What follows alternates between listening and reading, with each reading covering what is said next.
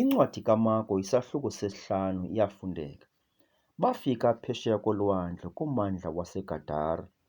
Ukuba ephumile emkhombeni, wahlangatyezwa kwa oko ngumntu onomoya ongcolileyo, ephuma emangcwabeni, ebehlala emangcwabeni abo, kwaye kungekho bani unako ukumbopha ngemixokelelwano, ngenxa yokuba wayebotshwe futhi ngamakhamandela nangamixokelelwano, asuke ayijace yena imixokelelwano, awakroboze namakhamandela, kwaye kungekho bani unamandla okumdambisa.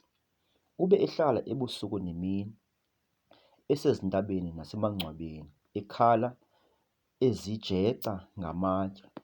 Uthe ke akumbona uYesu ekude, wagidima wayokuqubutha kuye, wakhala ngelizwi elikhulu, wathi, "Yini na enam nawe, Yesu, Nyana kaThixo osenyangweni? Ndiyakufungisa, uThixo, ukuba ungandithuthumbisi." Kuba ebethe kuye, "Phuma emntwini apho, moyandini ongcolileyo." Wayembuza esithi, "Ungubani na igama lakho?" Waphendula esithi, "NguMkhosi igama lam, kuba sibaninzi." Wayeke mbongoza kakhulu ukuba angamndululi bemke kwelo zwe. Bekukho ke apho ngasezintabeni igquba elikhulu lweehagu lisidla. Zambongoza zonke iidemoni zisithi, "Sithumele ezihagwini ukuze singene kuzo." Wazivumela kwa oko uYesu. Baphuma ke oomoya abangcolileyo bayokungena ezihagwini.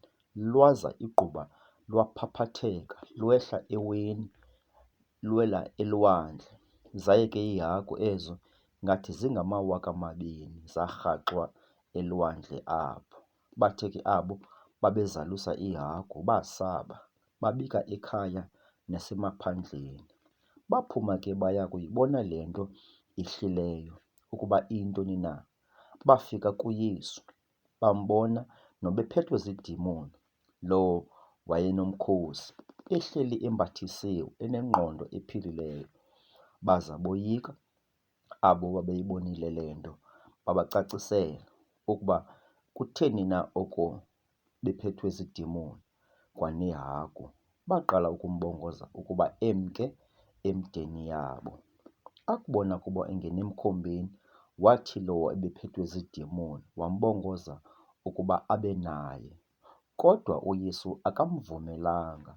Usuke wathi kuye, "Hamba uye endlwini yakho kwabakowenu, ubabikele oko zingako, ukuba zikhulu izinto akwenzele zona iNkosi. Yabanenceba engaka kuwe." Wemka waqala ukuzivakalisa eDikapoli oko zingako, ukuba zikhulu izinto uYesu ebemenzele zona. Bamangaliswa bonke. Ke kaloku akubona uba uYesu uwelile ngomkhombe, wabuya weza kwelinye icala, kwahlanganisana kuye isihlwele esikhulu, waye ingaselwandle apho. Kubonakele kusiza omnye wakubaphathi bendlu yesikhungo ogama linguYayiro. Athi akumbona awe ezinyaweni zakhe, ambongoze kunene esithi, "Intombazana yam isindekile. Khawuze uzibeke izandla phezu kwayo ukuze isindiswe yophila." Wasuka wahamba naye, yaye indimbane enkulu imlandela imxinile. Intokazi ethile eyayinethombe legazi iminyaka 12 yayive ubunzima obuninzi kumagqirha amaninzi. Yayidleke konke ibenako, ingasizakali lutho, imana ukuba mandundu.